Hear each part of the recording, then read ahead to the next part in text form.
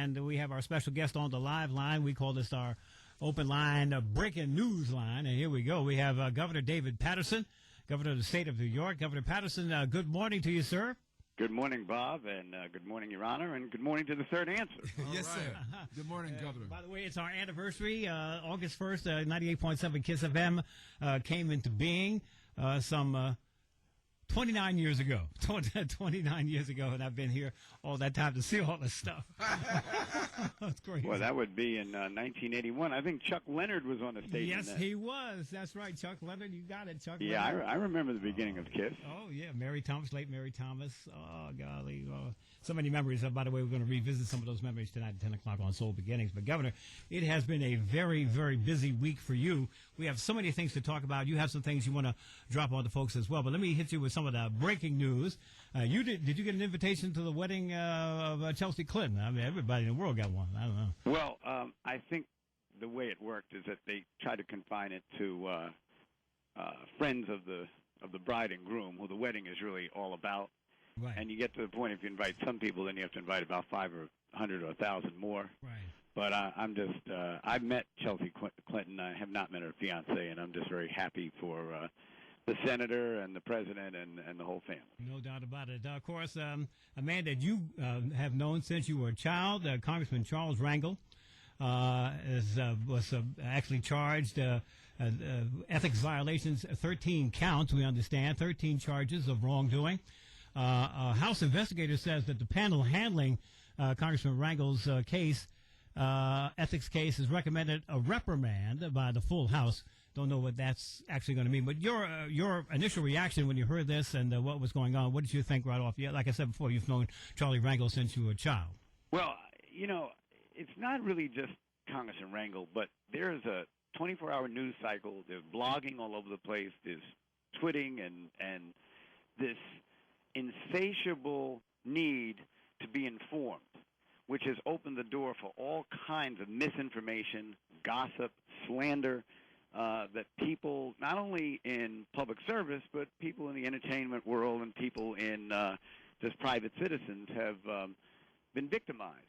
And now there's this new thing where somebody gets charged with something, and then 15 people start telling them they should resign or leave or something like that, without giving Americans the opportunity to defend themselves. Now, I don't know that we've always had the most stellar system of justice, but at least at this point, we certainly strive toward that, and that justice allows people to defend themselves. And that's what I've asked for Congressman Rangel. He has chosen not to plead to any of the charges. He's chosen not to leave. He has chosen to try to clear his name, and I think that people should be entitled to that. And I'm especially surprised when people from our own community do it, because we have been the greatest victims of it for centuries. Mm-hmm. Governor, let me ask you this. On that same point, were you surprised that the reaction of the president in his suggestion that maybe Charlie would like to leave gracefully? Well, I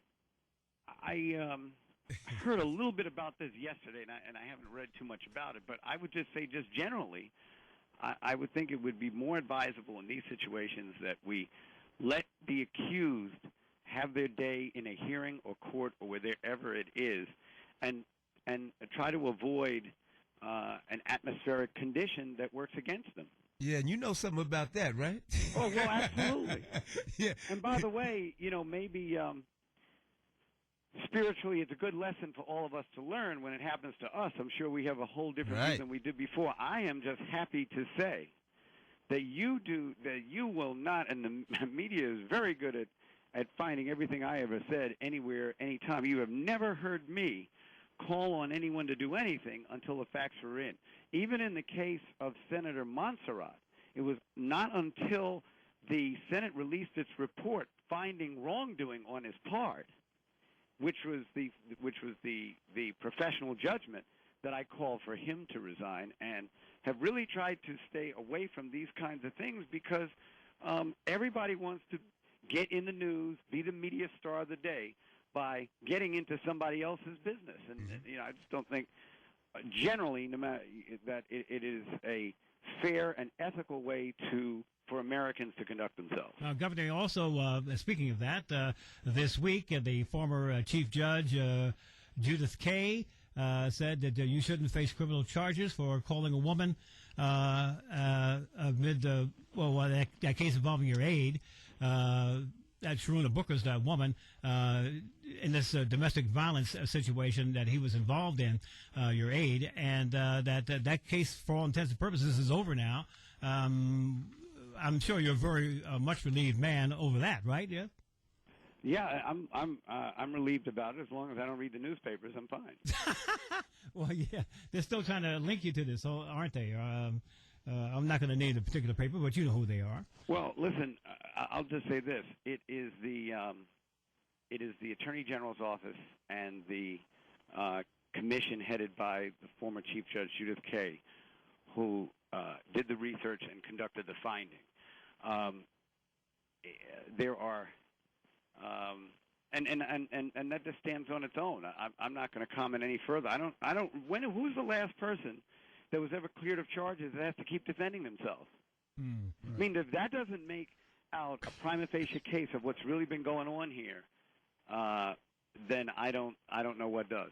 Yeah, no doubt about it. By the way, some other news. You were all over the news this week. You called a special session of the state legislature. 9 senators didn't even show up. What was your reaction to that drama? Well, I knew that there are people in the legislature who did not pass the budget and then have a reaction to being told to come back and do it. And what I wanted to do was to find out who those people are, because there are court actions we can take against them for contempt by not following the special session decree, the extraordinary session, which they are sworn by their oath to follow. And so they're going to get another chance on Tuesday, or we're going to see, how they react to us turning up the notches on our demand that our public servants serve us. Mm-hmm. Yeah, no doubt. But one other thing, not to go, the labor unions are upset with you, Governor, because you talked about laying off about 1,000 workers, and they're mad. They said, "Wait a minute, you're going back on the promise you made back in January. You said you were going to do this, and now you're going to do this.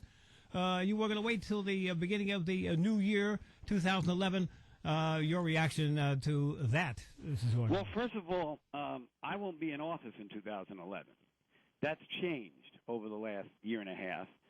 And secondly, listen, I don't want to lay off anybody, just to be honest with you. And one of the reasons I don't want to lay off anybody is that the people that get laid off are the people who are usually mistreated by their own unions. These unions are not known for any great diversity of representation, particularly the public unions in the state. And the laid-off employees, the minute they get laid off, they don't vote in union elections. So they really have nobody standing up for them. They're on the bottom rung of the totem pole, and it's always the people on the bottom rung of the totem pole who take the biggest hit. So the unions, who have always fought for those who don't have a voice and fought for workers who are aggrieved in many ways, are not even really standing up for some of their own people. What I offered the unions was 5 days lag pay, which we would phase in. In other words, 5 more days that they get paid at the end of their service rather than in the beginning. That would share the sacrifice.